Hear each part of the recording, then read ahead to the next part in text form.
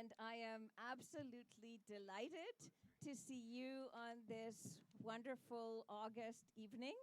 Thank you all for coming out.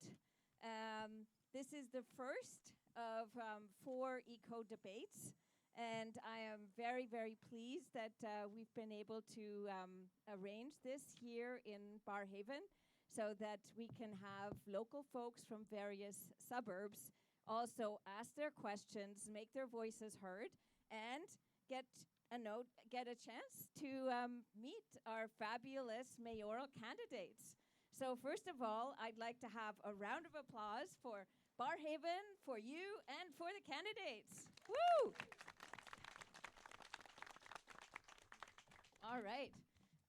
This is really like a wonderful, spectacular evening. And we are going to be taking some photographs. So if someone is not comfortable with having their photograph taken, then it would be good if you maybe raise your hand and we have you sit on the side. That's just a heads up. It looks like I'm not seeing anybody wave their hand, so good. And we will be also recording the proceedings. So once we break for questions and answers, please know that your questions will be recorded. We are going to be on channel 22 of Rogers, and we are also going to make the video of the discussion available on Zoom, so be aware of that. So I would like to acknowledge that we are on unceded Algonquin territory. I think that is meaningful, especially in the context of this environmental and climate debate. We live in an economy which is sometimes very oriented on take, and extract. And I think that we have to regain a balance where it's not just about taking, but it's also about giving and giving back, about paying it forward, about stewardship for maybe not even just 7 generations, but more generations than that. And that's something that Indigenous people, I think, were arguably much better at than the settler people. So we need to work on that. It is also my job, I guess I have a number of jobs, to inform you that yes, there are bathrooms available in that building. You can enter both on that side and that side. And I haven't visited the facilities yet, but I'm sure they're very nice. And lastly, it is also my job to acknowledge the major sponsors for this event, which are 3. First of all, there's the Enviro Center, which is like a little engine that could. If you need environmental services, if you want a recommendation for a heat pump supplier, you can be in touch with the Enviro Center. There is J.J. McNeil, who is a real estate agent who really keeps an eye on sustainability and calls himself an agent for change. He has also convened events bringing together people on sustainability issues, so we're grateful to him. And lastly, we've also received major sponsorship from the Public Service Alliance of Canada, PSAC, and we would like to send our solidarity to PSAC members as they are currently fighting for a fair contract at the bargaining table with the federal government. Who knew? So hopefully they can find a solution for that. So those are my opening remarks. So again, thank you, candidates, for coming, and we really are keen to hear your opening, closing, and middle statements. It's going to be fun. And I suppose lastly, I should also introduce the moderator for this evening. This is Barbara Ramsey. She is a fierce fighter for green space. You may be aware of the Canada Club Link issue, which is a green space right in the middle of Canada. And Barbara leads the fight for that. And she's not afraid to go to court and stand up for green space. So we're lucky to have Barbara acting as our moderator tonight. She's going to keep everybody on time in order.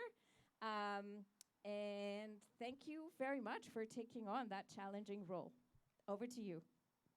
Thanks, Angela. Angela is the fierce executive director at Cafes, and she keeps us all organized. So welcome, everyone. Bienvenue à Barrhaven, tout le monde. My name is Barbara Ramsey, and I am the chair of the Community Association for Environmental Sustainability, one of the organizations comprising the People's Official Plan, which is responsible for organizing this mayoral discussion and the entire series of debates. As Angela's already pointed out, I live in Canada and I chair the Canada Green Space Protection Coalition, and it's not the only one. Barrhaven has already experienced this issue twice now, and I think it's gonna percolate across the city as it percolates across the province. So I'm probably gonna see more of you, not less of you. I am the moderator for today's event, and I welcome 8 of the 13 City of Ottawa mayoral candidates here today. We are grateful to all of them and each of them as they find time in what is a very busy few months to talk with us and with you and with each other, specifically about the environment and eco-climate justice.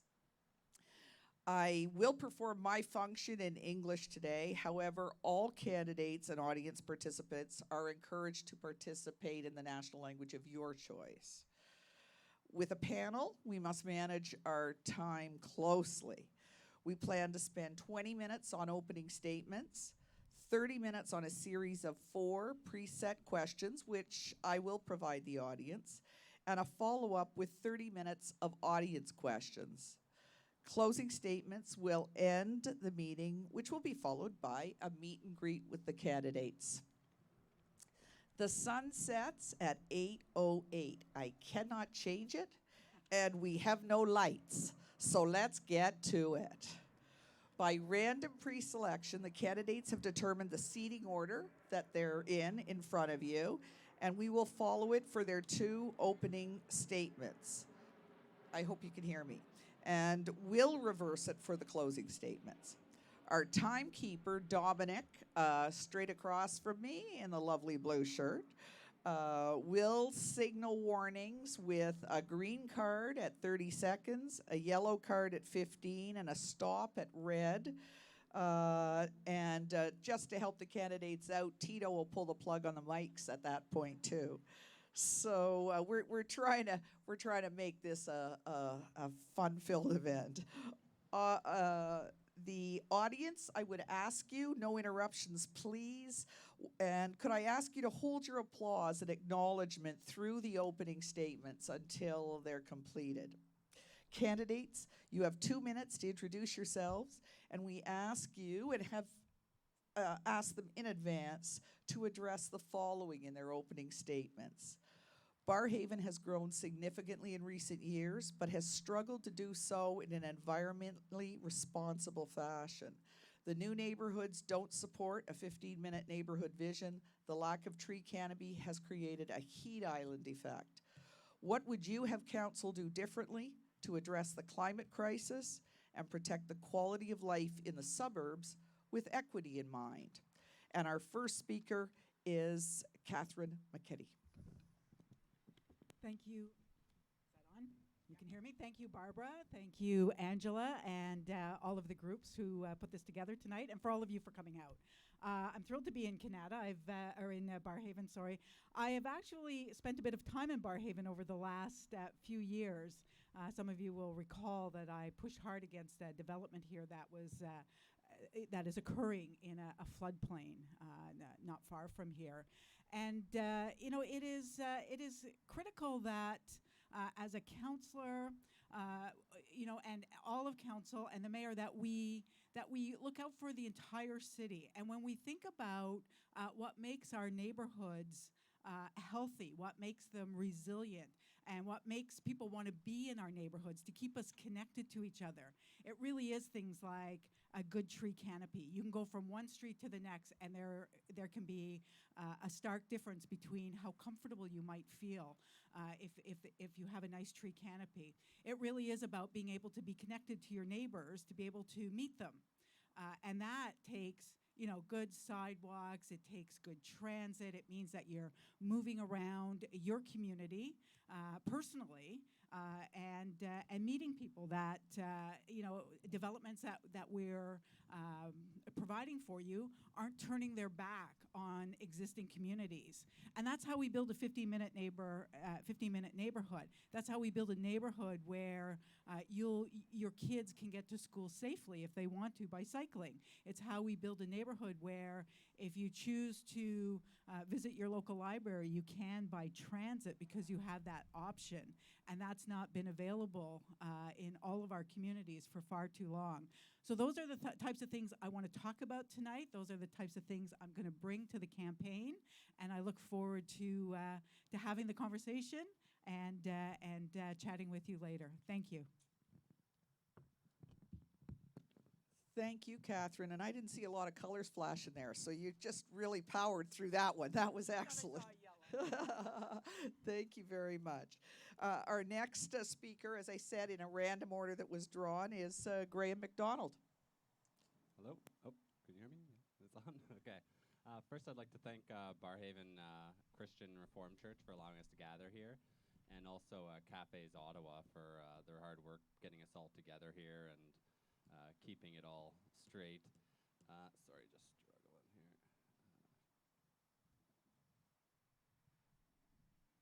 I believe council should be directed to reevaluate a few things. One of those things obviously being transit. Around Barrhaven, it seems to concentrate on taking people out of Barrhaven, not so much around Barrhaven. This would encourage people to use more transit in the community. They could also look at reevaluating possibly zoning, maybe including zoning for small shops with a second-story residency. That can also be a lot more affordable for small businesses and startups as well. Something else to look at is some green roofing maybe for businesses, the new up-and-coming businesses. Yeah, sorry. And yeah, that's it, sorry. That's Yeah. I wasn't sure whether that was somebody with a phone that we need to slap around or whether that really was the train. We will hold there. Thanks, Graham. Like, seriously, what?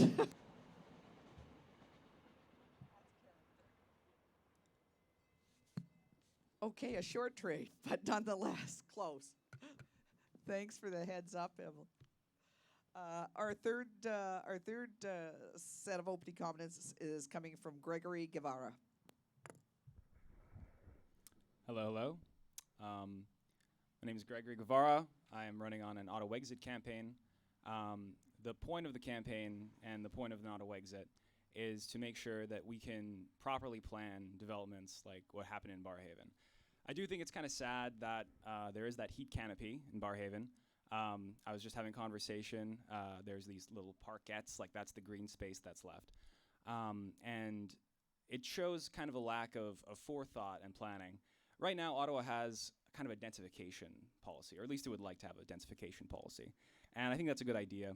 A suburban area is really kind of a centrist middle ground between very dense and very rural. A very rural place, like a farm, could be used to grow our crops once we separate from the rest of Canada. And a urban area would be really good for people to live in. And the fact that we have these kind of, wishy-washy middle ground solutions where we create these reckless developments and end up getting something that you really shouldn't be getting in a place like Barrhaven, which has so much green space. I do think it's rather sad, and it's a good example of how some of the things that I would be proposing would be a pretty, I think, no-brainer solution to. I'll get more into what I'm suggesting in later questions, but yeah, that's it. Thanks for coming out. Thank you very much, Gregory. Before I introduce Parab Singh, I know our 8th candidate tonight is just arriving. And so, Celine, allow me, Celine De Visage. Sure. Thank you for continuing to work to get here. We appreciate it. I didn't think it would take this. I'm running on Indian time. So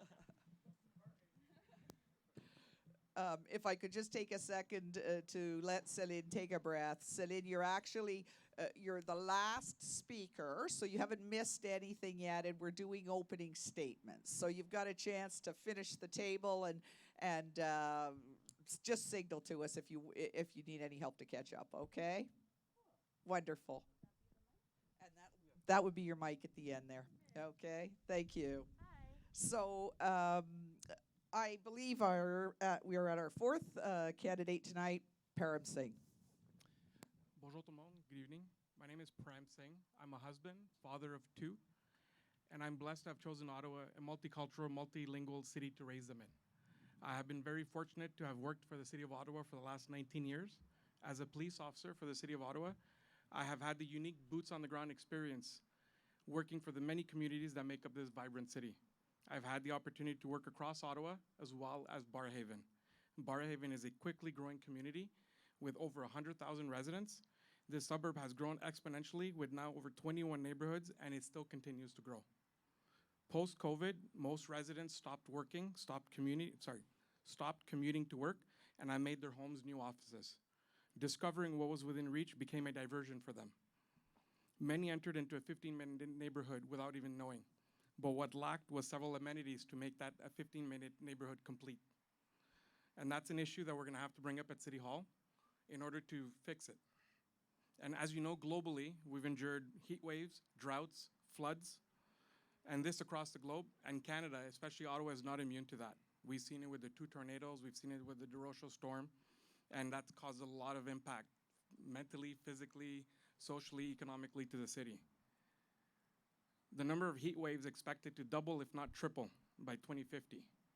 Last year alone, 650 people died in a 2-week heat wave in BC alone. And I don't want that in Ottawa. We're gonna have to do something, and we're gonna have to do it quickly. Adapting to climate change impact vulnerabilities is as equally as important as emission reductions.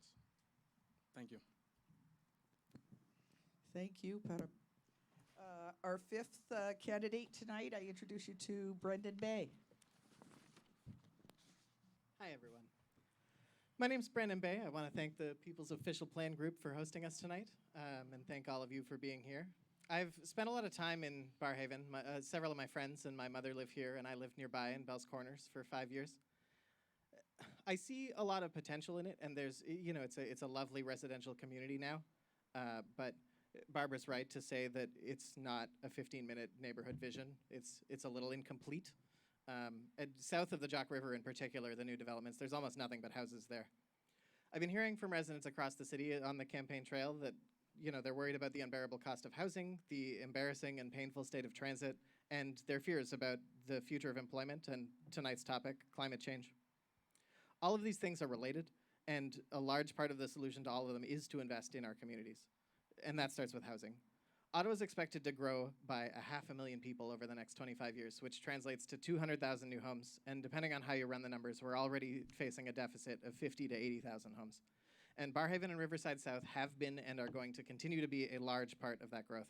And this growth is going to have an impact on our local climate, the land that we lose to build the homes, the way that people that move in move around, and the environments that we build for them. Council then should focus its energy on ensuring we build sustainable, complete communities. If we have everything we need close to home, we win on all fronts. Communities grow closer and feel friendlier and safer. Tourists flock to all corners of the city and spend money in local businesses there. Driving cars will happen less frequently and over shorter distances. And we have to build communities that people don't need to commute out of. When new homes are built, we should be insisting on the highest standards. Communities should build from the get-go with all the necessary amenities and great pedestrian and bicycle infrastructure alongside that for cars. We should be lining our streets and parks with trees to fight the heat island effect and perhaps even insist on minimum tree counts on private lawns. Investing in our communities is about building great places to live and raise families, about protecting our natural environment, and with so many jobs now online, about creating a place that remote employees can thrive and the world's employers want to hire. It is, yeah. Time. Glad I said to cut off. Thank you, Brendan. Thank you for testing the system too. Our next candidate is Ade Olumide. Thank you. Thank you to the organizers. Thank you to the attendees and prospective candidates. I see Mr. Simmons here, but I'm sure there's other candidates here as well. But anyhow, I agree with a lot of what has been said. And I will be sharing more as the questions come up.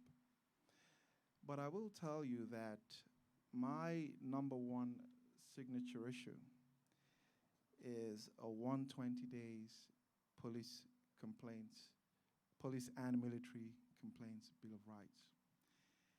And so while I support the 15-minute neighborhoods and while I support tree canopies, I would also use this opportunity to introduce myself and tell you why this is my number one signature issue. Misconduct, and don't get me wrong, I'm pro-police, and we have one of the good guys here. You know, bad cops is maybe just 10%, but they do have a disproportionate effect on visible minorities, Aboriginals, and as well female cops. And a lot of you are familiar with some of the problems that we've had in the military as well. But what we need as a solution is a database. Now in Alberta, some academics have tried to put one together, also in the States. But certainly, I'll just end with this. I started a change.org petition. And if you sign that petition, then you can convince my competitors to agree with the 120 days police and military complaints Bill of Rights. Thank you. Thank you very much. Our seventh candidate this evening is Noor Cadre. Bonsoir à tous. Good evening, everyone. You're all agents of change. Thank you for joining us tonight because the environment is a very important issue that we need to deal with. And for you, instead of taking this time with your families and doing other things, you're thinking about the future of the next generations. And for that, I commend all your efforts. Thank you, Cafés. It is not enough to say that and acknowledge that we are on unceded and unsurrendered territory. We need to acknowledge the knowledge and the wisdom for all Aboriginal people in the First Nations and all their work that they have done for nature and the environment. And that's core to a lot of the environmental plans that are around the world, and I will embrace that. Being a professor for the last 20 years at many institutions, mainly at the University of Ottawa, and I teach strategic management, corporate governance, and ethics. And I made it into all my classes that we have a full lecture on corporate social responsibility, where the environment and sustainability is a core part of that, in addition to other social aspects and human rights and labor laws and so on and so forth. And with this, we cannot ignore what is happening with climate change. Climate change is real, and the solutions have to be mandated and well thought of. And we are running on a vision, Vision Ottawa, that's got 5 pillars. It's going to be Ottawa Green, Ottawa Progressive, Ottawa Responsive, Ottawa Smart, and Ottawa Vibrant. And green is at the core for us. And while Ottawa is the capital of a G7 nation, we don't look like Paris. Paris have implemented a 15-minute service system. We are far from being that. I taught at Loughborough University at the Academy of Diplomacy. I've always used public transit there in London. It is superb, and hopefully we will be able to do that in Ottawa. Thank you. Thank you, Mr. Cadre. Our last candidate this evening with introductory comments is Celine De Visage. Celine, you have 2 minutes, and Dominic to your right has a green card at 30 seconds, a yellow card with 15 seconds left, and when you see the red card, stop. Hi, I'm Annie, Celine De Visage, Nadishnikas, Ottawa, Nadunjaba. So, hi, my name is Celine De Visage. I am well, technically I'm from Surrey, BC, but I was raised here in Ottawa since I was 6 years old. I'm only 22. I'm an Indigenous queer woman here. I do a lot of work with activism and things like that. And yeah, I'm running just because I can. Both my parents are residential school survivors, and my grandparents weren't legally allowed to vote until the 1960s, a year after my mother was born. So the fact that I'm on here on the ballot as a candidate, as a gay woman that's brown, to me, I've already won, and for my community. So yeah, I've done work with Horizon, OBDC, Indigenous Solidarity Ottawa, and along with like Ecology Ottawa as well. I went to school at Mcdonald where we started an Indigenous awareness club called Team Mckitty, and I think they're still doing that now. So it's really cool to see that just little steps towards a brighter future, you know, goes a long way. I'd like to think that well, we already have the solutions. I know we have the solutions on a silver platter, actually, that is honestly given by the communities that are self-advocating for these basic necessities like rights. And honestly, I just want to take a minute to like appreciate that those communities and activist groups are doing the work that needs to be done. With that being said, the environment and the land back means a lot to me, and yeah, thanks. Thank you. And my apologies. I made the bad assumption that Celine was De Visage, so I apologize, and I'm going to work on the next round. I'll see if I can get it right. I really don't care about the pronunciation. We got renamed, so it doesn't matter to me. Thank you. Thank you. Well, thank you all. Was that not a good start to our evening, folks? Some thoughtful comments there, to be sure.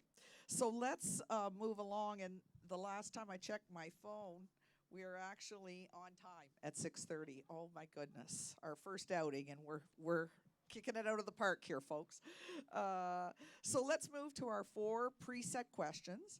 And generally, we've planned about half an hour for this. So one of the questions is, I'm not going to tell you which one till I get there, is kind of a straight up and down poll. So we're going to find some time in there, but maybe it'll create a controversy and a discussion. Candidates, as I've said to you in the run-up, you do not have to feel compelled to answer every question, but please signal to me, I'll be watching your way, to your desire to answer a question just by a hand signal, and we'll avoid that nasty talking all over and screaming all over each other. I'll acknowledge you in the order I see you and hope to encourage a little dialogue between you if there's time. So folks, question number 1 is the big picture. And here comes the short train. Should I wait? I'll wait. I could probably squeeze the question in and you can contemplate it. He's far enough away. I grew up around trains. As mayor, I'm wrong. He's coming the other way.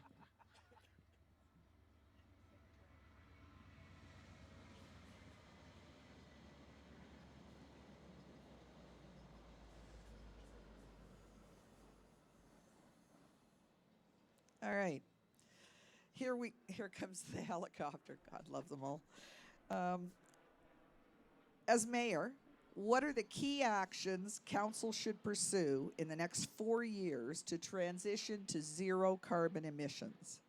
How will you work with Ottawa's suburbs and rural areas on reducing emissions while maintaining quality of life? Parab?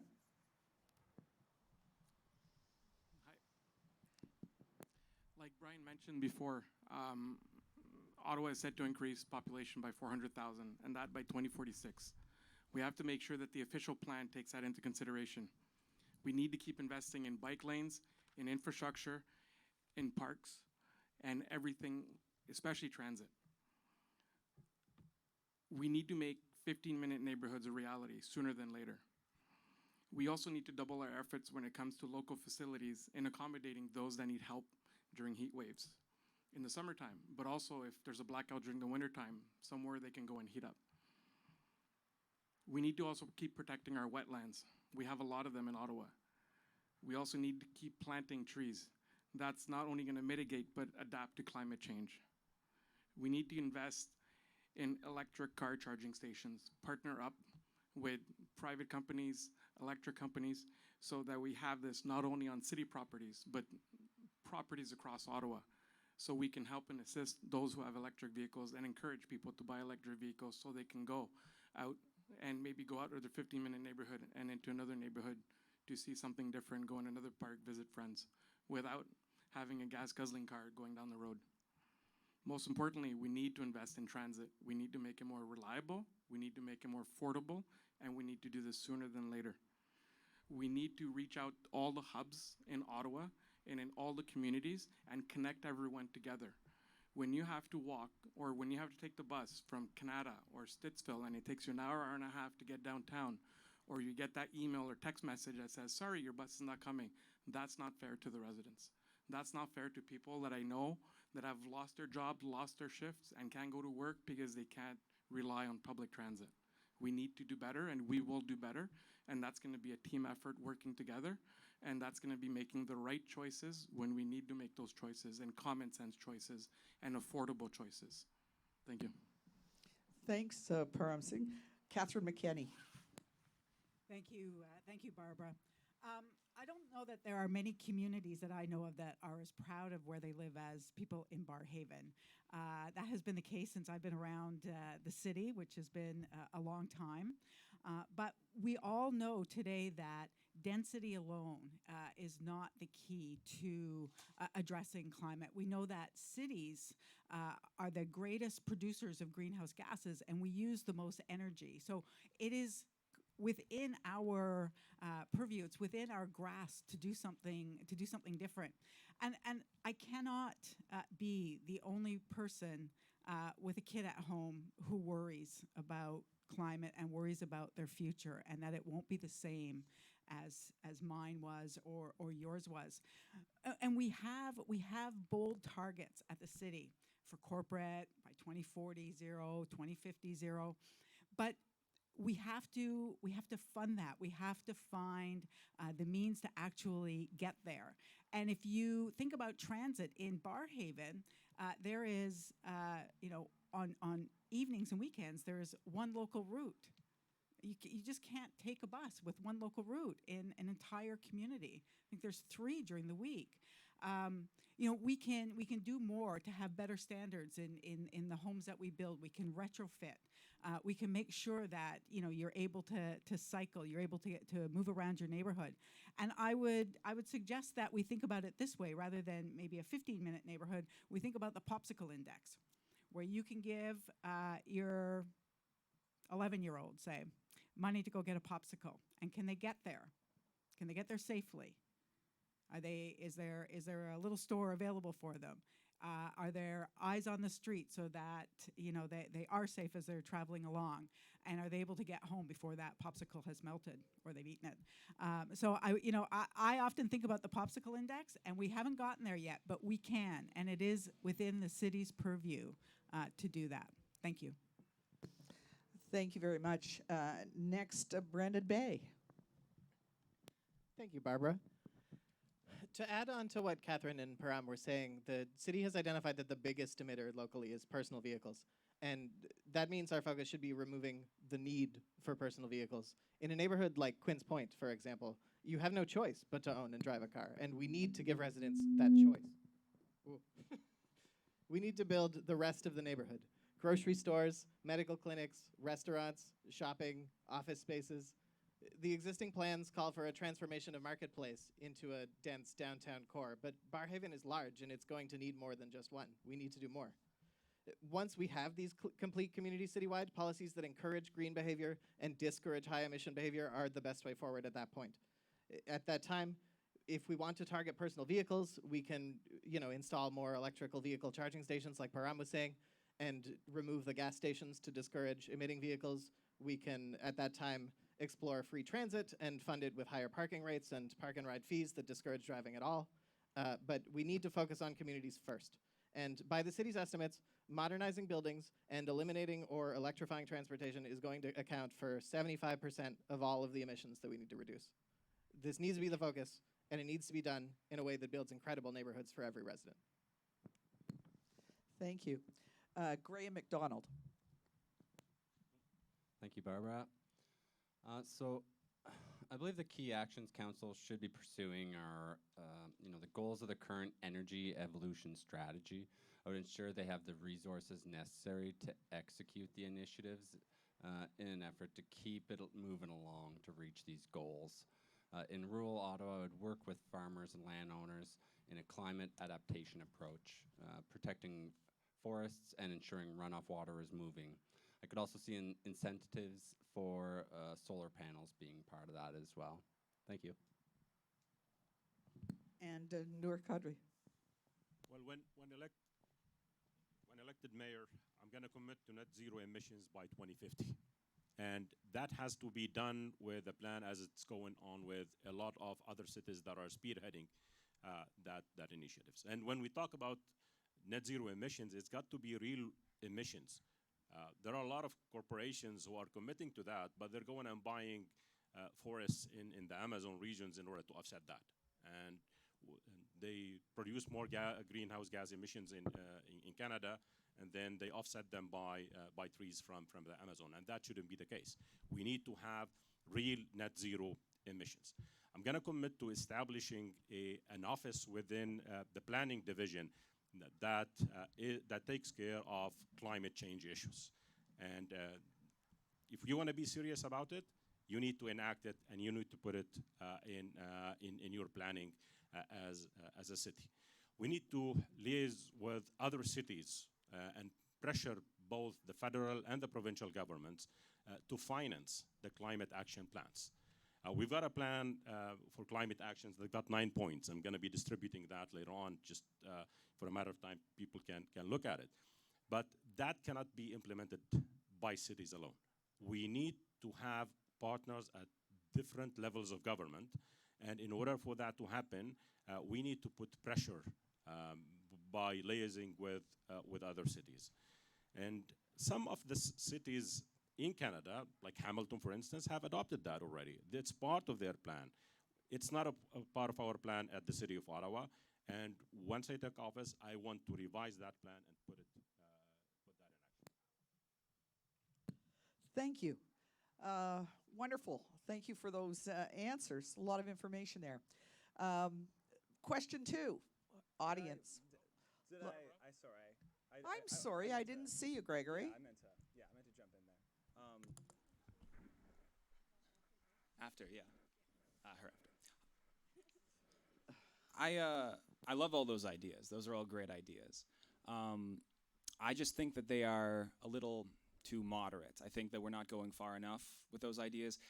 You know, for decades we've tried to crack this problem. We really have, but we haven't really made much progress. Things have just gotten worse and worse. I made a little diagram. I'd love to show you. We talked earlier. We talked earlier about how Ottawa is going to expand. See, this red line represents the amount of environment we have, and the black line represents the number of people. Now, we were talking earlier about how Ottawa is expected to grow. What was it, 500,000 people? Great. That's a great statistic. I think to myself, well, why? You know, what if we just didn't? Think about that. And then, you know, as well, big wall, no exports, no imports. I say we figure out how to live with 1 million folks, right? And then we figure it out. We figure out, okay, now we have more people, right? But we don't even know how to live with 1 million people. How are we going to live with 1.5? Are you thinking about that? Think about that. That's it. Thanks. So then, could you help me? De Visage? Yeah. Well, it's not. Well, we got renamed, so like I don't care about the pronunciation because it's like not like ours, rar. But if you wanted to say it, like, I guess you would be like, I'm the boss at skiing. So, like, the boss ski. Like, the boss ski, you know? Yeah, exactly. Thank you got you. it. You got it. Yeah. So, honestly, being Indigenous, I really do try to live my life in what my people say Mino Bamazdwin, which is Anishinaabe for walking the good path. And to me, that looks like thinking about what my actions will look like for the next 7 generations. And what can I do with the teachings and lessons that I inherently have from the previous 7 generations from me. Honestly, with the climate change issue, I just want to be like, my ancestors would like to be like, told you so, that's crazy, climate change is real, wow, we're on a floating rock and this is what we're doing. So yeah, free transportation would help out a lot with that. I think that more community care options, like more accessible community gardens, and honestly, like just accessibility in the first place. And yeah, other than that, 4 years is like not a lot of time for what we're facing right now. So yeah, I think that the platforms that the community groups that are advocating for already are really good. So just ensuring that they're heard. Thank you. So, question 2, a quick poll. We're going to redo the rules before question 3. Go ahead, Ade. Thank you. I guess you saved the best for last, so that's good. I'll just say, my 2 minutes is almost up. I would like to see a zero waste management recycling center. One center. It exists in Edmonton. People don't know that the landfills are actually causing emission. I don't want to see anything in the landfills. We need one facility which can handle recycling, the black box, blue, electronics, construction waste, and we can convert the waste to ethanol so that we actually have zero waste. And that's happening right now in Edmonton. I'd like to see that happen in Ottawa. Second thing I'd like to see, a hydro free trade agreement. I believe there's enough hydro energy in Canada to supply all of Canada. We don't need other forms, and that's the most environmentally friendly source of energy. Lastly, I'll just say I want to see an urban Bill of Rights. I also want to see a rural to LRT shuttle, as well as an urban to LRT shuttle.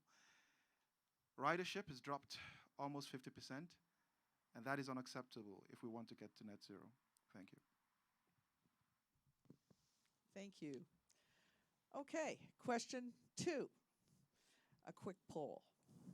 And because we're a little behind now, we're going to make it a poll. So I'm going to ask our candidates to raise their hand in response to yes or alternatively no.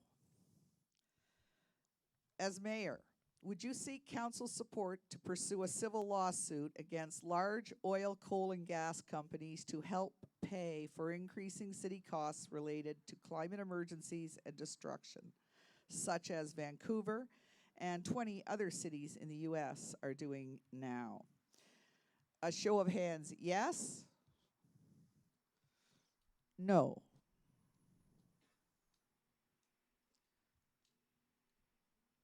Do you want to hear an opinion or two?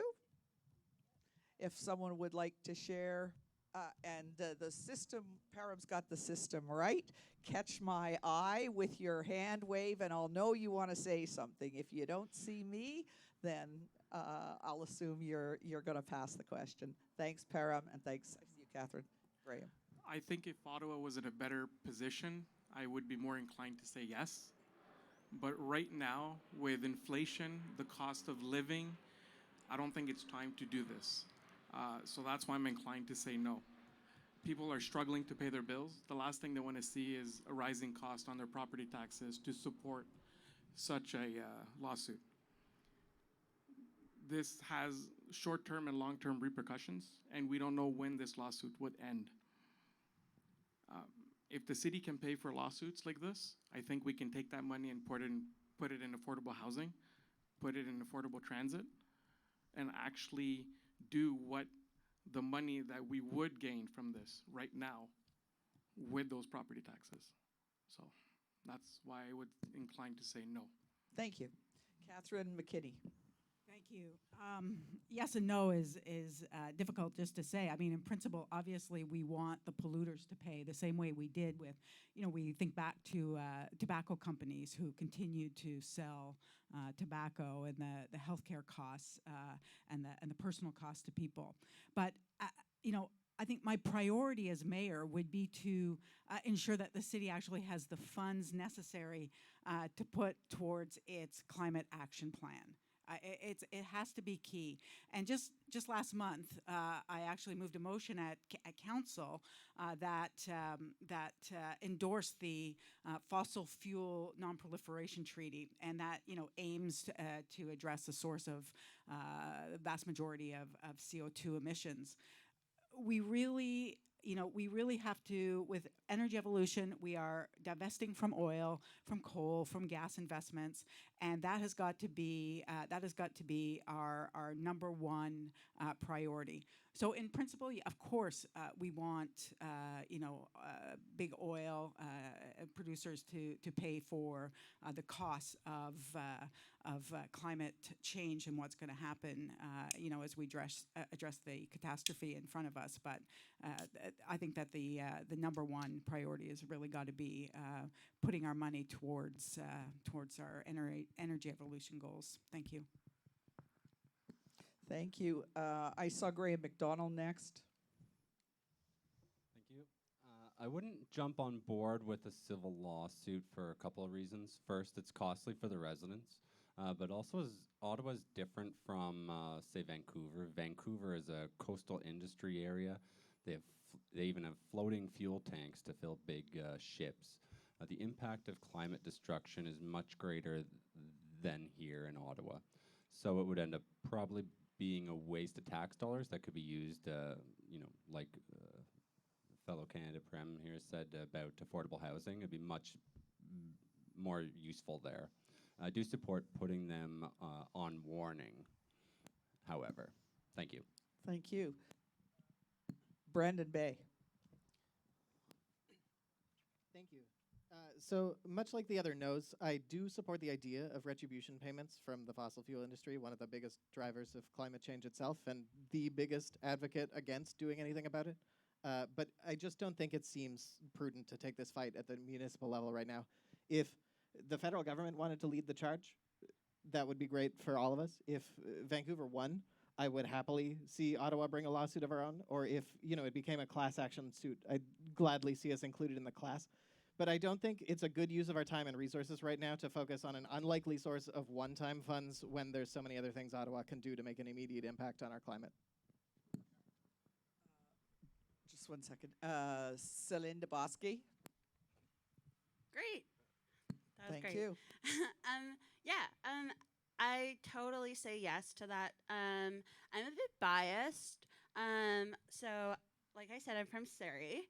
And my family, fun fact, is actually at Wet'suwet'en right now protesting the pipeline. My sister Kumba has been arrested at all the RCMP raids. And yeah, let me just say, big corporations do not care. And in terms of like funding that, like all the taxes, like I said, we're on a floating rock, and like money is a made up concept.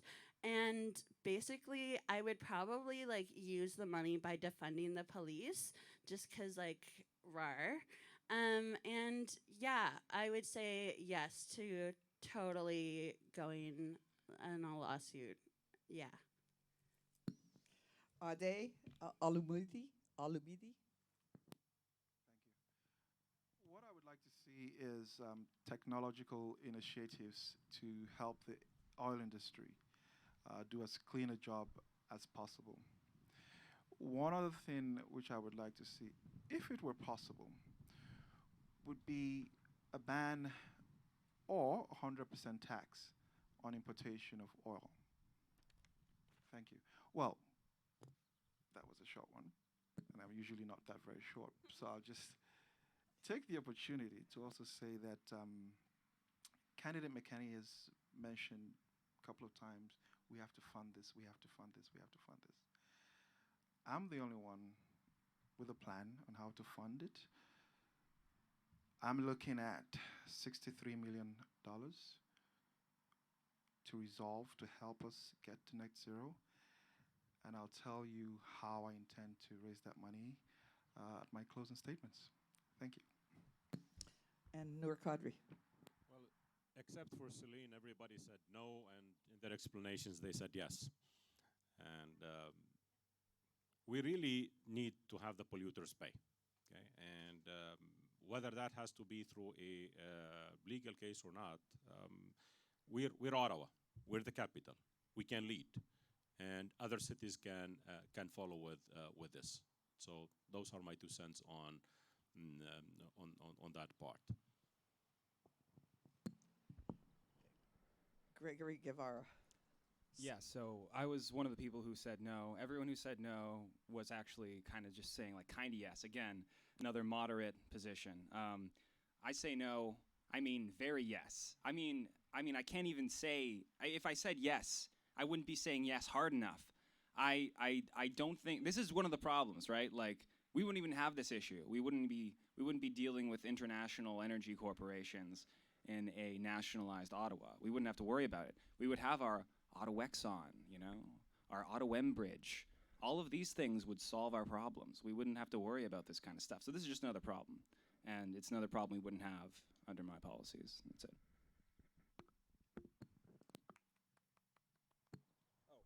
Oh, also, AWOO, RAR, and XD.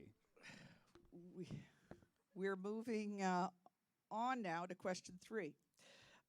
So much for not everyone answering every question.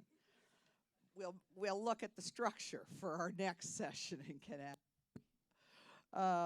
But a lot of good information coming out, and that's what we're here, and that's what we're trying to support tonight. So question 3, we're going to move you towards agriculture and food. So maybe we have 8 farming experts here, or maybe we don't. So we'll find out. As the pressures of extreme weather conditions and urban development increase locally and globally, how should Ottawa protect lands needed for farming, incentivize best agricultural practices, and reduce pollution? And a follow-up, although I probably should give you guys a follow-up, how can Ottawa significantly increase the share of locally produced, seasonal, healthy foods available for consumption by residents? Brendan Bay. Thank you. Ottawa is already well positioned to be a leader in the future of urban farming, and we need to nurture the pioneers that we already have and encourage others to take up the mantle. There's a company in the Invest Ottawa Accelerator right now called Grocer that's building hydroponic farms that are put into shipping containers, and they're building them primarily to support agriculture in the Canadian North and other deserts around the world. But there's absolutely no reason we can't be leveraging that technology here in Ottawa and other, ag tech advances like vertical farming. Allowing and encouraging home production as well, such as home gardens or backyard chicken coops like a lot of other cities around the world do, or even pollinator-friendly wildflower lawns would go a long way. And denser areas without space for many private gardens can follow the great example we've got with the Kilbourne Allotment Garden. But instead, today, we have oppressive bylaws for animal control and lawn standards, which limit the options that individuals have to make an impact. We can also plant more fruiting trees and bushes around the city and partner with volunteer-based groups like Hidden Harvest to collect the fruit and, with local canneries and restaurants to share the produce with the city, which would allow more food to be grown locally with very little effort or expense on the part of the city. Lastly, we need to make sure that we protect the agricultural land that we have today. especially while urban growing tech is still in its infancy. We need to focus our city's growth as much as possible on intensification, protecting what we have, and building better communities. Thank you. Celine De Visage. Yeah, like I said, community gardens would be really cool. I'm very earth ruled, so I love gardening, and it's actually really easy to do. And if I could do it, I think the citizens of Ottawa could do it. So I would probably, I agree with Brandon. Good job. Thank you. Gregory Guevara. Yeah, Brandon, straight facts, nothing but straight facts. I got a garden, and I think everyone should have a garden, especially because in 15 years, if we don't get a wall, you're going to need a garden, okay? You're going to need a garden. But the point is, agrarianism is a great idea. It's one of my favorite political ideologies. Just everyone grows their own food. I think it's going to be a necessity. So I would work on that, growing stuff. And also stopping exports, food exports. We just store some food over the winter. Carbon emissions plummet. So it would be a good thing to do. Thank you. Anyone else? Noor Cadre. We've got 1,100 farms in Ottawa. And as part of our plan, we want to champion a smart city. We're far from being a smart city. And one of those initiatives is to also build smart farms. Out of the 1,100 farms, there is only less than 100 smart farms these days. And with those, we would want to make sure that they can increase their production. They will have better monitoring and control of what they were producing. And as such, we can also mitigate the aspects that have to do with supply chain. We have learned during the pandemic that a lot of those people that were farming in Ottawa, they were not able to transport their grocers and their foods and their productions outside of the country. And we were paying double the bills at the grocery stores. These things need to change. We need to support farmers on and educate them on what they should be producing and how we can build sustainable supply chains within Canada that can support the farming industry in Ottawa. Thank you. Catherine Mckitty. Thank you. I'm never sure if it's on there. I think they turn it off and back on. First off, we have to ensure that we do not expand our boundaries ever again, and we do not encroach on farmland for urban development.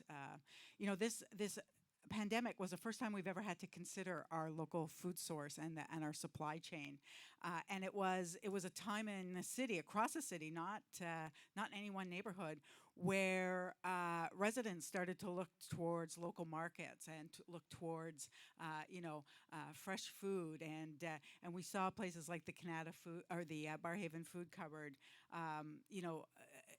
kind of pivot to ensure that people got the fresh produce that they needed. And what can we do as a city beyond protecting our farmland? We can ensure that we have a demand for locally grown food. We're not going to get everything locally. It's not possible.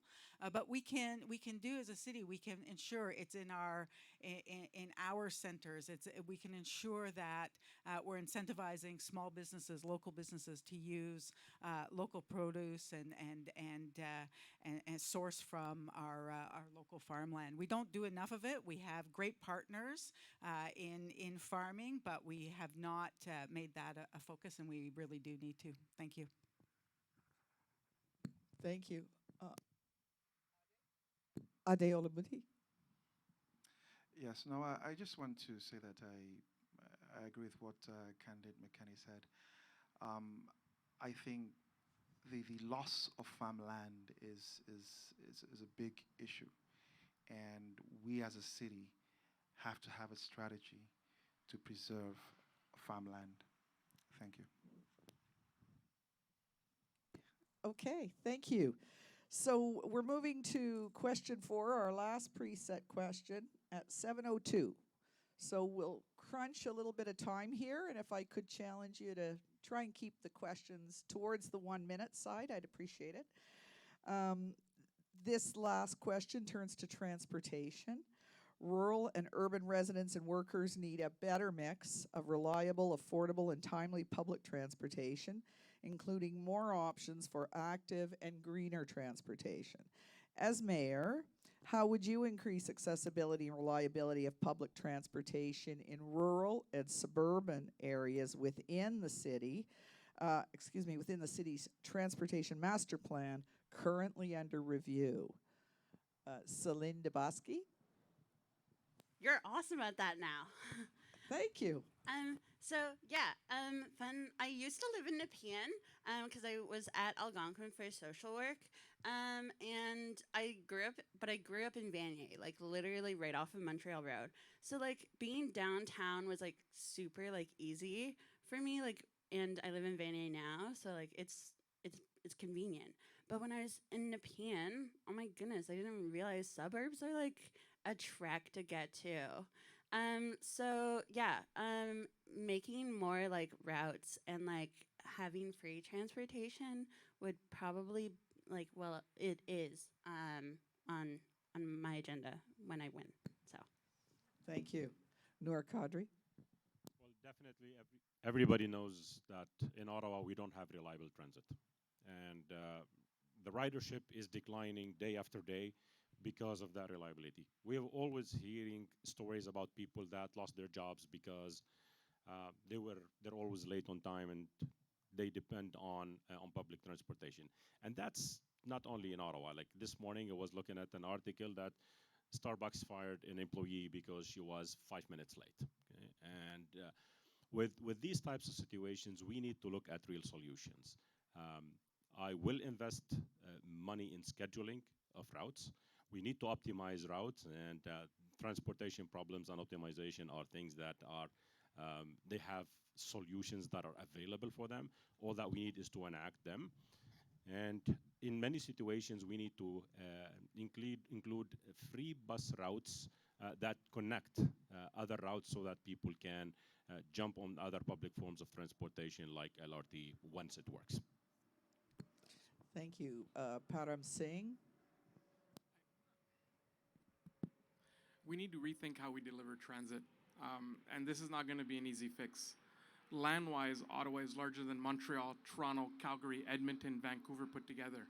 And our dollar is stretched very thin when we look at our transit system. If our transit system was just going to serve the city of Montreal, it'd be a perfect system. But it doesn't. Like our land-wise, we're so huge and big. It's going to be hard to find that perfect solution, and we're going to have to work together. And there's going to have to be a mix of transit, whether it's a subway system, LRT, more buses, hubs. And I also agree with my candidate at the end there, where maybe some of these hubs can be free for local residents. If you want to just travel within your community, that bus can be free. But if you want to travel from here to downtown, then you pay for transit. You hop onto another system. But we need to rethink how we deliver the service, and we need to work together to come with these solutions, and we need to do it in a reliable fashion. I'd rather be a week late in providing you proper service than to provide you service too quickly and then have 2 years, 3 years of unreliable, very expensive litigation service and no service at all. Thank you. Thank you, Tito. Catherine Mckitty. Thank you. Just last night, actually, while I was preparing for this debate with some friends, I got a text from my daughter who couldn't get home from her job. She's 15, and it's, at least a 30-minute drive. In 2011, the City of Ottawa optimized routes, and they did that. It was cuts. They said it was, you won't have to travel any further to get your bus, but not nearly as many buses showed up. And they cut buses, they cut service, they cut drivers. That was route optimization. I worked at the city at the time, and I actually made the decision at that point that I was going to run for council in 2014. And then when LRT opened, another 175 buses were removed from service. 175 drivers were removed from service. And LRT Phase 1 really only replaced. We needed it to get the buses out of the downtown core, and Phase 2 will be great, but it didn't add capacity, and yet we removed buses. So we've got to invest heavily in new buses, new drivers. Thank you. Thank you.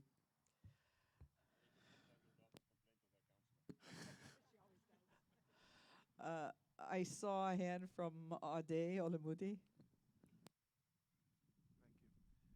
Well, I'd say that I do agree with candidate Dubasky. Free transit should be a part of the solution. And it's a bit unfortunate the way the debate has been played. You know, it's almost as though if you want free transit, you're saying, well, you want to give everyone a $1,000 property tax bill. But there are other innovative ways. Like, for example, I would like to see free transit for everyone making the average income and below. So say $53,000 per year and below, free transit. Now, by the way, if the federal government gave each employee $125,000 a yearly transit pass, everybody in Ottawa could ride for free. So I'm working, well, I've written to the federal government and made that request. I also feel that all city employees as well, all 15,000, should have a transit pass. So there's, I guess in the interest of time, but I will say this, that I'm very, very concerned that there are places in the city that don't have any transit. It's absolutely unacceptable. Thank you. Gregory Guevara.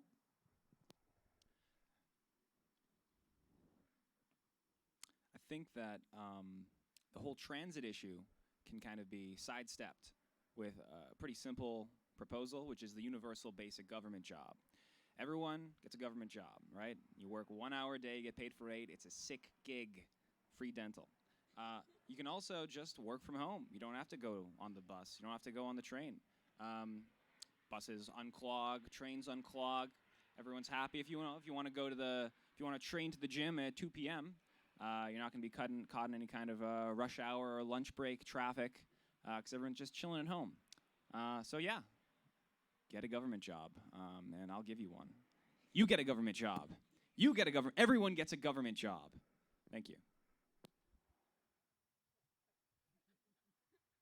Okay, should we move on? All right. Thank you so much, audience. It's now your turn. We have a mic set up here, and we encourage you to come forward. I ask you to limit it to one question and keep the questions short. We'll give you a red card if your question's longer than 1 minute. I also ask you to direct your question to a maximum of 3 candidates. Again, it's going to help us stay on track, so you may want to reflect a moment as to which 3 you'd like to answer your question. And then, of course, afterwards at the meet and greet, you can go up and get answers from all of them. Last but not least, create a little line if you want to save time, and away we go. Yes, sir. Yeah, I'd like to direct my question to Noor and Parab and Catherine. My name's Tom Harris. I'm with the International Climate Science Coalition Canada. We've written a report about the Ottawa Climate Plan demonstrating that it's infeasible and actually very dangerous to the citizens of Ottawa. We sent an email and the report, etc., to the mayor and to the councillors, but no one has responded. If people would like to learn about our report, I have a summary here, which I can hand out. I got lots of them. Directs people to our homepage at icsc-canada.com. I just wanted to bring up one detrimental impact, and this was demonstrated in Texas in February of 2021. Texas is the state that has the most wind power in the United States. And just before the storm hit in February, wind failed. They lost 58% of their electricity just about instantly. And as a consequence, they had a massive failure. And believe it or not, 700 people died. Sadly, Ottawa is going in the same direction, building 710 industrial wind turbines taller than the Peace Tower, which, of course, if we're going to rely on that, we're going to see much colder weather and much more damaging things happening. So my question to Noor, Catherine, and Parab is, will you read our report? It's written by economists and engineers and scientists, and actually address the questions. Thank you, Tom. We heard the question. Will you read the report, folks? Well, I'm an avid reader. And I'm looking forward. I don't have a mic, I guess. No? Yeah, it is on. Okay. Well, I'm an avid reader, and I'm looking forward to reading your report. Actually, we've got a fully fledged environmental plan, and I also invite you to come and read our report. I'm sure there are going to be lots of synergies there. There are a lot of scientifically based actions that we are putting together, and our plan is getting a thumbs up from the chair of the Global Footprint Data Foundation. So I look forward to reading your plan. Your next was to Parab Singh or Catherine Mckinney? Thank you. I would be happy to read your report. Apologies for missing the email. I just want to say that in terms of energy evolution, it is very bold. It is the first plan that has actually got a price tag attached to it. But I would say also that the key commitments for energy really are district energy, solar energy, and looking at ways of reducing greenhouse gases. I don't know that wind power takes precedence in it, but I'd be happy to read your report, and if you prove me wrong, I will be happy to have that conversation with you. Parab Singh. Like my fellow colleagues, I'd read the report. I'm no expert when it comes to wind turbine, so I would rely on experts like you and other experts in the field, and as well as council, to make that decision when the time comes. But I will read the report. Thank you. Thank you. And Tom, I guess I'll take a little latitude here as moderator. If you've got some information, we have tables over there. If you'd like to put it out, maybe there's some people that would like to walk up. All of us have ideas, not all of us are experts. So it's wonderful when we have citizen scientists come out with knowledge. Next, please go ahead. Try and keep the question short. Hello. So I have a question regarding something candidate Bay said. So you mentioned adding fees for park and rides. Do you think that encourages or discourages people to take public transportation? And I would also like to invite people who took the opposite perspective and were pro-free transportation to join in on that conversation. So candidate Ade and candidate Celine.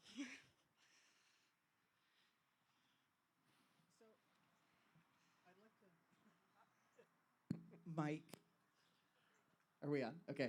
I'd like to say first that I don't think we should heavily increase the price of park and rides alone. That should be along with providing free transit as a means of recovering the fare.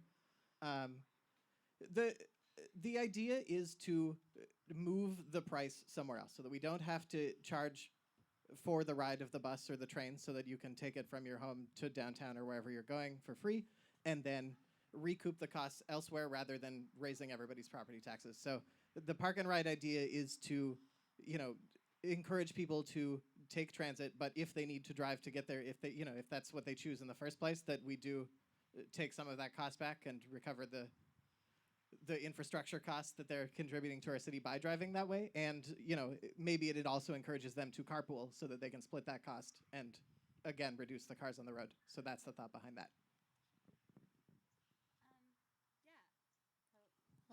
Hi. So I think that I get where you're coming from, but if we were to make those hubs like a lot of us mentioned in terms of ride shares, then a fee for the park and ride seems kind of silly. So if my thing is that we need to make things accessible, and that means at every level, whether that's financially or physically, that is a priority. So free transportation would be in that. And I think it was Ade Olabute. Thank you for the question. No, I quite agree. Maybe we can just make it a pilot and say free park and ride. There should be we shouldn't be charging people for transit. And that's because other than the environmental benefit, there's also a health benefit. Then there's a pollution benefit. There is as far as I'm concerned, and I hope to have a seat on the Transit Commission, to me, this is the biggest issue that is facing the city. We can spend $7 to $10 billion on LRT, but we don't have a bus system that works for people to get to the LRT. So I see this as issue one, that the city needs to fix, and maybe we need to change funding models, because bus is looked as operating costs, and that's why we have problems getting money from other levels of government. But like I said, hopefully my closing statements, I'll tell you how I can fund some level of free transit. Thank you. Thank you. Thank you for the question. Next question. Hi there, my name is Melissa. This is for any one of you. This also has to pertain to gas cars. The City of Ottawa's plan lists a number of new revenue mechanisms that the city might initiate to pay for their climate change plans. They include imposing road tolls of $20 for each vehicle that enters the city. Every time they enter the city, there will be very little parking spaces available. On top of that, there would be an annual registration fee of $118, as well as congestion charges for cars entering in the Greenbelt and downtown areas. Road user fees of 1 cent per kilometer traveled in Ottawa are also to be charged, and the city would impose a fine between $200 and $5,000 for simply placing organics in the garbage. Do you think the City of Ottawa should be handicapping its citizens like this? So you're not directing it to any particular candidate? Is that what I understand? Anyone who would like to answer that. So I'll take 3 hands. Parab Singh. I think we need a common sense approach. I think if we were to do everything that you just said and the city was to implement that, it wouldn't be fair to anyone. No one would go downtown. No one would visit Ottawa. And I think it impede us financially in the long run as well. I think there are certain things that we can take into account and do, but even then, I think common sense has to prevail, right? If it's something that's detrimental to our climate, to the environment, then yes, we should impose maybe a fine or something. Should we do it? I'm against tolls. I think everyone has a right to travel anywhere they want. Someone leaving Stittsville to go downtown, even if we have a reliable transit system, I don't think they should be traveling for an hour, hour and a half. I think they can travel halfway, take the bus, or even travel downtown and park their vehicles there. They're looking at LeBreton Flats and the next arena over there. I think transit has to be a must in that neighborhood, but there's also people from the outskirts that want to come to those games that are going to be traveling with their vehicles. We can't penalize them. I saw next Noor Cadre and then Gregory Guevara, so that's our 3. I believe we need to invest in reliable transit.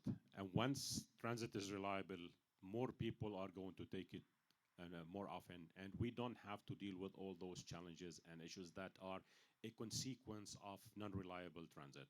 As pertaining to tolls, I'm opposed to those things. People are sick and tired with all those bills that are getting left and right, and we shouldn't be adding more bills to them.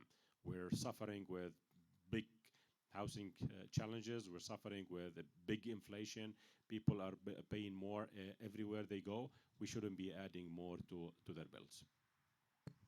Thank you. Gregory Guevara. Yeah, freedom of movement is extremely important within Ottawa. As long as you don't go outside Ottawa, but I don't see why you would. So yeah, just as long as you're staying in Ottawa, I don't see why there should be any tolls. Absolute freedom of movement. You can go wherever you want. And as long as you don't leave, I think we'll be happy, and I don't see why you'd want to leave. So yeah. Yeah. Thank you for the question. Thank you. All right, thank you. Next, I see the time, and I'm going to try and give the time to the audience. So with your permission, I'll run a little bit over. So we're at 7:21. We're supposed to end this section at 7:30, but we'll see how we do. If you guys keep it short and the questions short, that line's getting longer. I may get a failing grade as a moderator. So away you go. All right, this question is directed specifically to Ade Olamide. I'm very interested in your platform. So you've identified a very real problem with policing and identified the existence of bad cops, though at a debatable rate.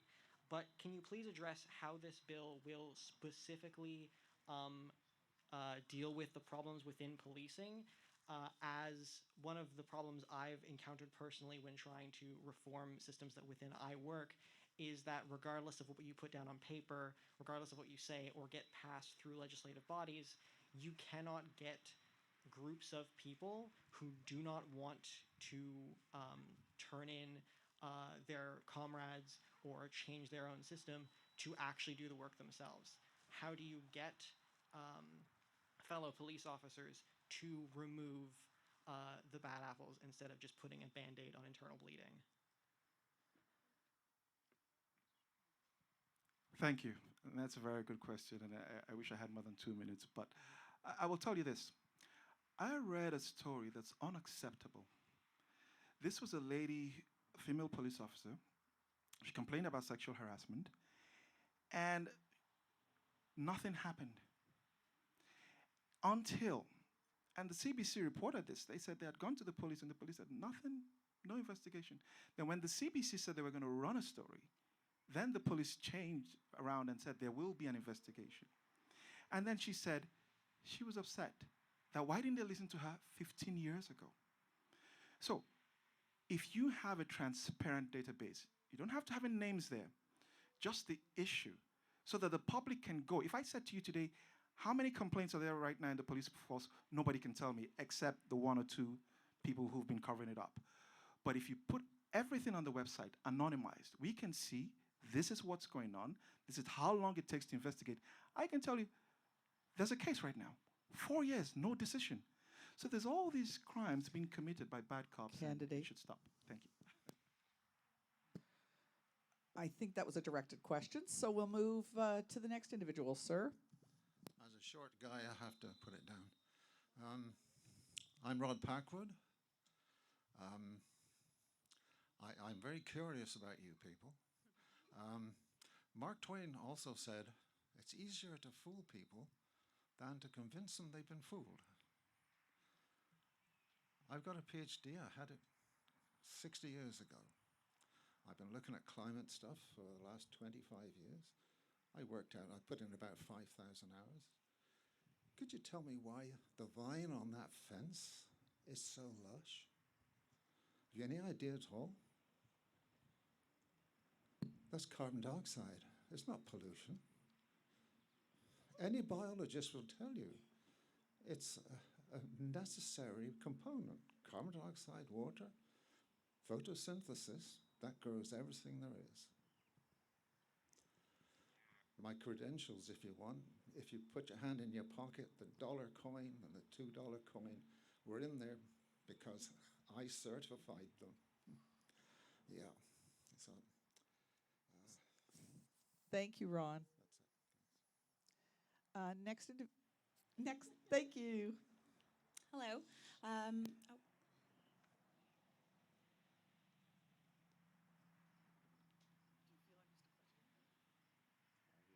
Can I interrupt you for 1 second? Ron, I'm sorry, was there a question in that I missed? I thought I was listening intently. I'm sorry.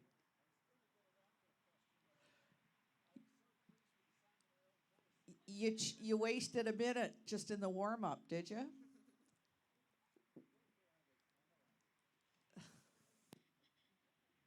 Okay, thank you. Please go ahead. Hi, my name is Stefania Diaz. I'm a teacher with the Ottawa Catholic School Board. I'm very proud of what I do. I'm here because I care about the kids that I teach, and while I haven't been blessed with children, I do have many friends, and my sister has children. So my question, I guess, everybody, but I think candidate Cadre and candidate Singh mentioned that you have children. I know there's a sense of a lot of the things that you do when you become a parent, you do a lot of it for your children.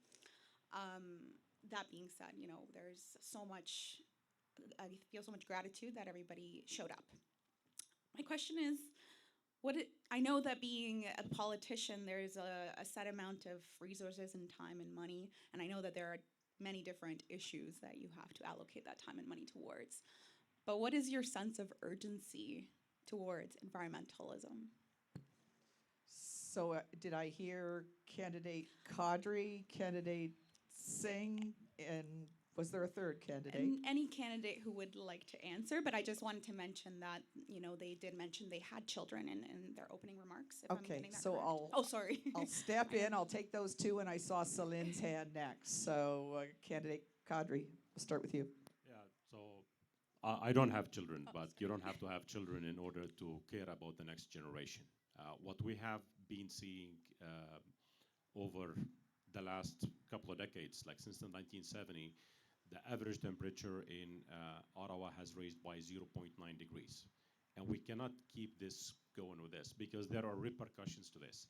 We are seeing a lot of extreme events. We're seeing more floods that we haven't seen in 100 years. We're seeing more ice storms. We're seeing thunderstorms.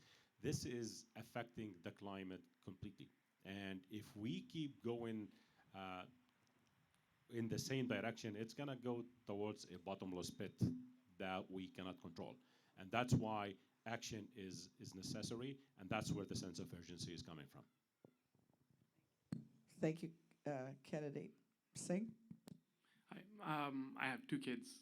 I have a 6-year-old who thinks he's 16 and a 9-year-old who thinks she's 29. So for me, I started doing this for my kids because at the end of the day, I don't want them to pay for our mistakes today. I teach my kids every day what's right and what's wrong, and I think every parent does that. We teach them what's right when it comes to recycling. And if I throw something in the wrong bin, I get yelled at by the 6-year-old, so it's always fun.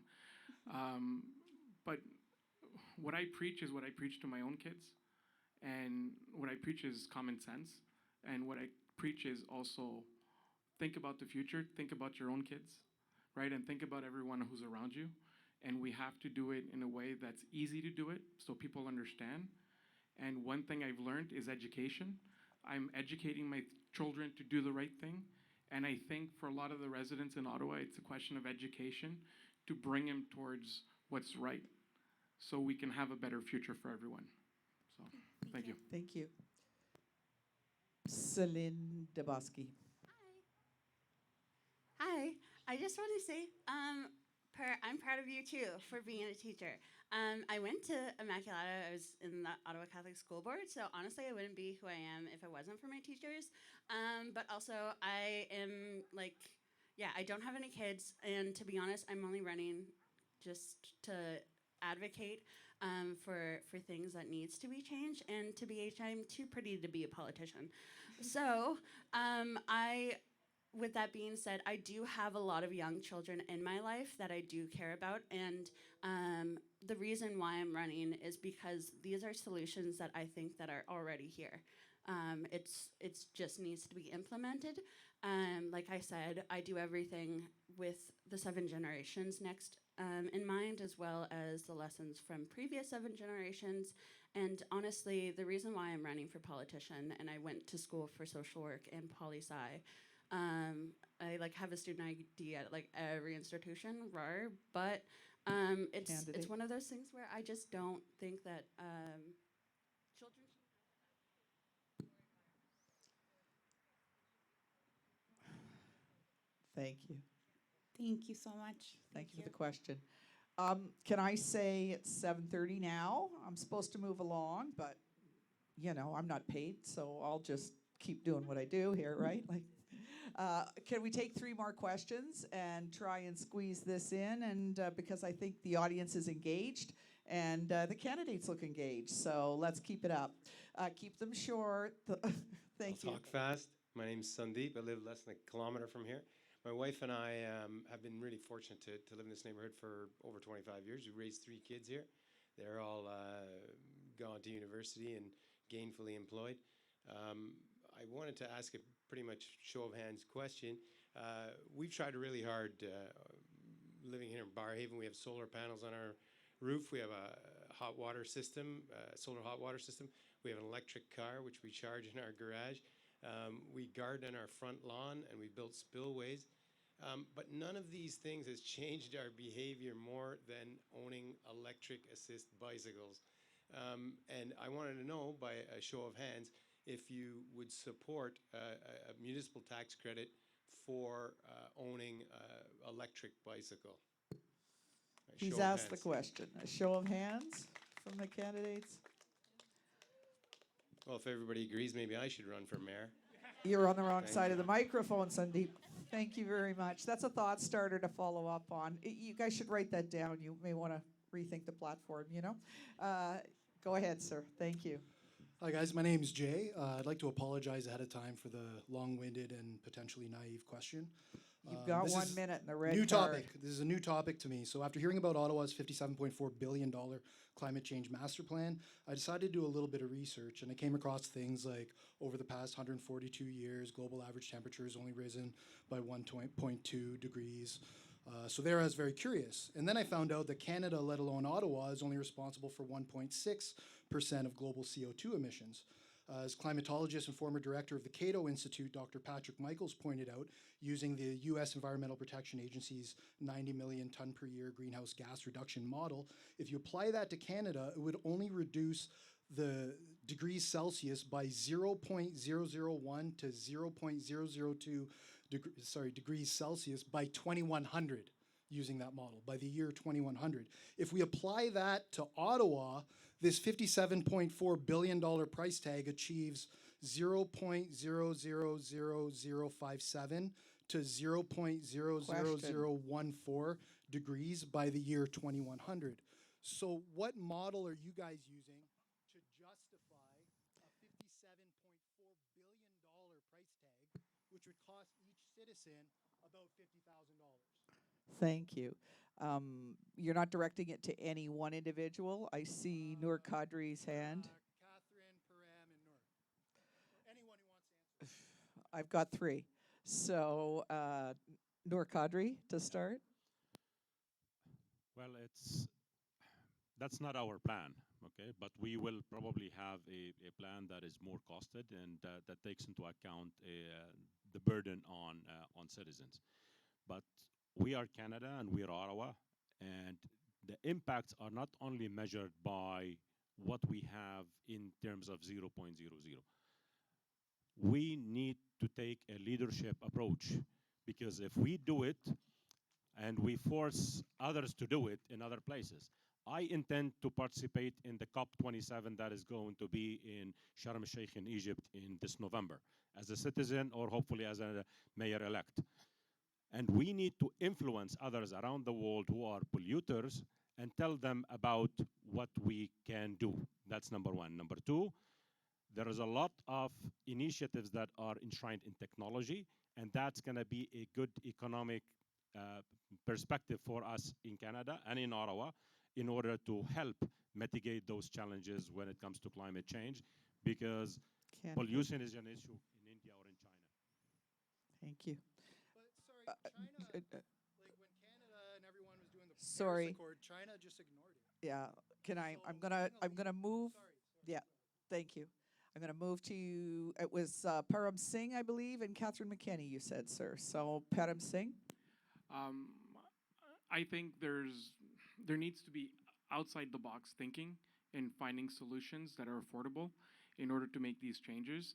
I agree with my candidate friend over there that we can be the leaders in this, and if we find the solutions and everyone else follows suit, that's awesome. But someone has to start it, and we can't just sit around not doing anything. We have to do our own part, even if it's 0.00001%. We are all responsible of the planet Earth, and we all contribute to it. And I want to be able to tell my kids, I went to such and such place, and not have to go there and say it doesn't exist anymore because it's been flooded or whatever. So anything we do now, it's for the greater good, not only of Ottawa, but for the world. And I think we can do much better. Catherine Mckinney. Thank you. Quickly, so climate change is real. It is real. It is existential. We have to deal with it, and we have to deal with it in a very aggressive and serious manner. The Energy Evolution Plan is a good plan. It's not going to be funded on a property tax base. It has funding models from all levels of government, but I think it's really important also to remember that looking at climate mitigation, climate adaptation is not about punishment. It's about making your life better. Like, think about it. Like, you know, if you get to cycle somewhere because, you know, we have good bike paths for you, or if you get to take transit somewhere because we have good transit and that's affordable for you, or you have nice wide sidewalks, or you have a tree canopy, or you have electric buses that aren't polluting, these aren't punishments. These are things that are good. It's just a better lifestyle all round. So I think we really need to reframe the conversation around Candidate. Yep. Thank you. I'm looking at the last questioner, the gentleman in blue. So I identified 3, and this is the 3rd question. And I encourage the rest of you to approach the candidates later and have those discussions. Sir, the floor is yours. Thank you very much. I'm Derek Nobrega, and I'm a taxpayer. And I'm going to follow on. The gentleman Jay here mentioned, I'm going to just shorten it. It's $60 billion for 2050. And even if that is going to be partially supported through federal and other funding models, it's still at some point going to be us, the taxpayers, having to pay. So I'm very curious if anyone has had any thoughts on how that may fall out, because personally, I don't have the opportunity to sit down and support a $60,000 per person, because 60 billion, 1 million people in Ottawa, that's 60,000 per person. And that's possibly going to increase on their property taxes or other type of taxes. We're taxed as it is. So does anybody have a thought on that? Are you directing it to anybody, or shall I pick 3 hands here? Let's go, let's see, on the ends. The 2 the Noor Cadre. Noor Cadre. And Celine De Visage. And who's your 3rd? Ade Olibudi. Thank you. Away you go. Start with Noor. So we're looking at best practices for city financing. Definitely what's happening at the city of Ottawa is not following the best practices of city financing. There are a lot of investment companies, venture capitals, banks, infrastructure banks, who are willing to go and invest in green infrastructure. Only 15% of that makes it to the cities. And we need to look at those best practices on how to increase those percentages so that we can alleviate that bill that is going to be paid by the citizens. For me, I believe we can get it all in a smart way, whether it is an investment, it could be bonds that are issued by the city. The city of Ottawa never did that. Other cities around the world did it. Or it could be through partnerships with those investors, because we need to invest in housing. Housing is a challenge, okay? And there are lots of initiatives on green housing that's happening there. Candidate. We can get this money from outside. Thank you. Celine De Visage. Yeah, those are really good points being made. Yeah, I really do think that we can get the money like from outside, connecting it back to when I said yes to a civil lawsuit. Yeah, these corporations like have the money to be giving as reparations for the amount of injustices that they've put on to Mother Earth. So ensuring that like accountability from big infrastructure is being made is that way the little guys like us just trying to live and survive don't have to pay the price for it. Thank you. And Ade Olibudi. Thank you. Thank you both for the question, Jay, and I forget your name, but really, there's an important part of the climate debate that I think has been missing, and that is something called an income equity lens, which means that whatever we're doing, whatever we're proposing, we should consider how does that affect, the poor, the middle income, and tweak so that we don't have one-size-fits-all solutions, so that we can address the fact that not everyone is, making ubers of money. Now, I will also say this. Anyone running for mayor, in my opinion, should have a property tax target. If not, the city staff are just going to do whatever they think they can do. Mine is 1%. That's my commitment. So when people make promises, well, what is your target? My time is up. I have more ideas, more solutions, but maybe I'll talk about that in a closing statement. Thank you. I called it after that gentleman, and I'm going to look at the clock, and this is democracy. Last time I checked, it's 7:42. Would you take one more question, folks, before we do closing statements? You're among friends, sir. You have 1 minute to ask a question, and okay. Keep it short, please. I'm Christophe Ellie. I'm a folk singer and an activist, and I've been working with our community to protect the Hunt Club Forest over the course of the last year or so. Catherine Mckinney came out actually, which was very nice last week.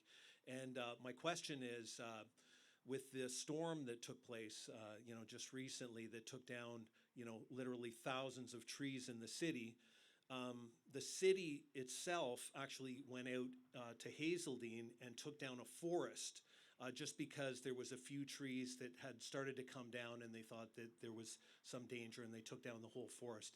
Now, my question to all of you is, what are you going to do as city officials to protect the trees in the city so that if a developer is coming in, if a property owner decides that they want to just take down all the trees on the property, that there's some way to stop them from just taking down trees the way the city has been the last year? You have you can direct it to 3 candidates, sir. I wish I could show my bias and ask them all to answer it, but I'll say Catherine McKenney, Noor Cadre, and Celine. Thank you. Catherine McKinney, in that order, please. Thank you for that. I can tell you that at least weekly, I get city staff or somebody telling me why there's a good reason to cut down a tree. And I fight against it every time, and it is difficult. We don't clearly understand the benefit of our tree canopy and every single tree and what it does for us. And I can tell you this: if you look at the Hunt Club Forest, you've got airplanes flying over that. It's like a carbon capture, and the threat of losing that little forest because it was planned at some point makes absolutely no sense. We need at least a 40% canopy across the city in every single neighborhood. Thank you. I'm sorry, was it Noor Cadre next? And then I believe that was the order he asked for. Noor Cadre. Yeah, well, thank you for your question. There are rules at the city that are probably very old that didn't take into account what the rural versus urban versus suburban areas. Like you can cut a tree in downtown.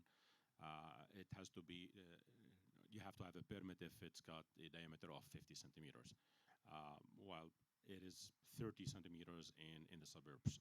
Okay, and we need to, or vice versa. So we need to change that and have this to be across the board. Second, we need to plant trees.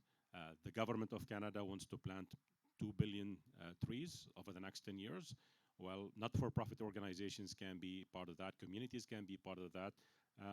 And cities can be part of that. The city is not doing its part when it comes to partnering with the federal government on this. One of my close friends, Dr. Aida Warad, she started the organization Gentle Ways for Our Planet.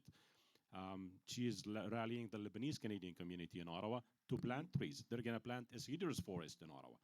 Can we rally others to do that? Thank you. Thank you so very much. And the candidates might like to join me in thanking the, I apologize, Celine. My apologies, Celine De Visage. Dominic can give me a bit more time as my little apology. You bring up really good points, and I totally agree. Honestly, I'd be a bad Indian if I didn't advocate for trees. So think of me as like the Lorax.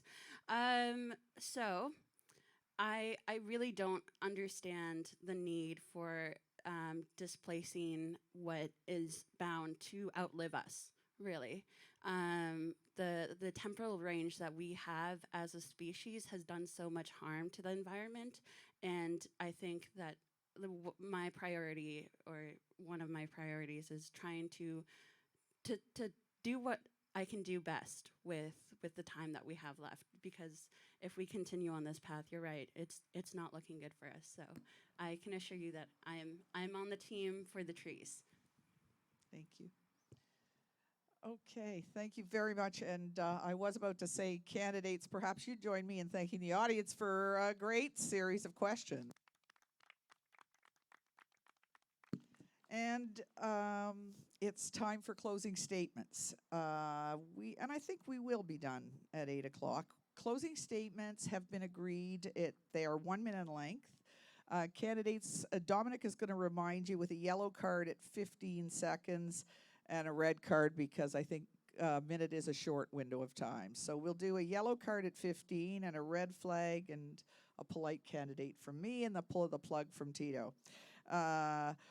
Audience, again, I'll ask you to hold your show of appreciation until the end. And we are going to go, as we agreed at the beginning, to go in reverse order. So we're going to start with Celine De Visage. Cool. I just want to say miigwech for being here, and that I guess I'll be able to put more out on my platform. I just want to say that I'm committed to community care, and I honestly don't care if I win or lose, because I know it won't change my character, and I probably will still be protesting for my rights. In my language, there is no word for goodbye, but until our paths cross again, and that's Bama P. So Bama P. Thank you. Noor Cadre. Well, thank you, Kefes, for organizing that, and thank you, everybody, for being part of the conversation. It was Bill Clinton in 1992 that he coined the phrase, "It's the economy, stupid." It is the economy, stupid. But this is a different kind of economy. We need to work on a green economy. The old economies created white-collar jobs and blue-collar jobs. We need to champion and create green-collar jobs. Thank you. Thank you. Ade Olumide.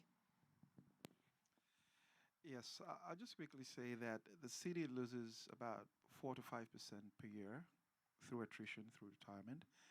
And I would like to see a hiring freeze, and that could raise us about $63 million over 4 years. And we could spend that on things like free transit, because for middle income and low average income, there's a lot of people suffering. There's a lot of people using food banks. There's a lot of people who can't pay their bills, who can't pay their rent. And as a city, we need to make sure that we do what we can to make life easier. So I support a rent bank, for example. But we need to have clever solutions that the public can support. And what I'm saying is that we can freeze hiring, take the money that we have from that, and spend that on environmental initiatives like free transit. Thank you. Thank you. Brendan Bay. Thank you. I think there's a lot we agree on. No one wants to see the climate emergency worsen, bringing more tornadoes and derechos and floods and snowstorms and heat waves and droughts. Nobody wants to lose the incredibly valuable green space that we have, which has been so helpful to our collective mental health over the last couple of years. No one wants to lose the agricultural land and wind up in a food emergency, and the supply chain disruptions we've seen lately have made this all, personal for us. No public servants or software developers or other remote office workers want to be dragged back into their offices, and no one wants to see our homeless community face 10-year waits for somewhere to live. And working together, we can do our part to avoid all of that just by investing in our communities. We can do it without significant tax hikes. We can do it without major disruptions to our way of life, but we have to welcome the change. Thank you. Thank you. Parab Singh. I want to say thank you for everyone for coming out. Merci d'être venu. Working together, listening to one another, understanding each other is how we're going to move forward. Thank you. Thank you. Gregory Guevara. So we were allowed to answer this question in our national language. The national language I want to institute is Fringlish, either French spoken in really bad English, like with a really bad English accent, or English spoken with a really bad French accent. Nous besoin un grand mur très très grand. Et les solutions nous avons pour le climat émergence, ils sont trop petites. Nous besoin plus solutions grandes. Et une solution est un universel government job où tout le monde peut relax et essayer à aider l'environnement sur leurs own terms. Alors, bien sûr, why not? Thanks. Thank you. Graham Mcdonald. I just want to thank the Barrhaven Fellowship Christian Reformed Church here again, and the volunteers over here that checked us all in and everything. Appreciate that. Just appreciate all you guys coming out too and asking the important questions. You know, this is important for not only your neighbors, your families, your friends, and our children as well. So thank you. Thank you. And Catherine Mckinney. Thank you. And yes, thank you everyone for coming out. The conversation tonight was excellent. It's one that we're going to have to keep having. You know, we can build a city that is the best connected city in the country. It can be the greenest city.